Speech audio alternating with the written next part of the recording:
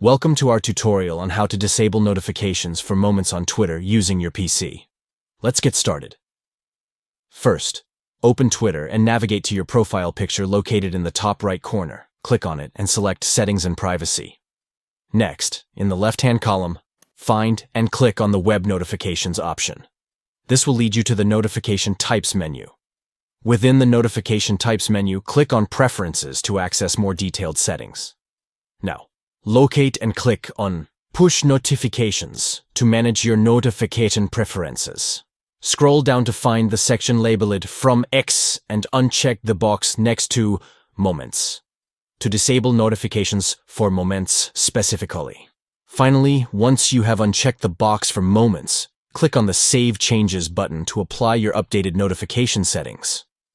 By following these simple steps, you can easily customize your Twitter notifications on your PC and tailor them to your preferences. Stay in control of your Twitter experience by managing your notifications effectively. Thank you for watching, and we hope this tutorial has been helpful in optimizing your Twitter notification settings. Stay tuned for more useful tips and tricks.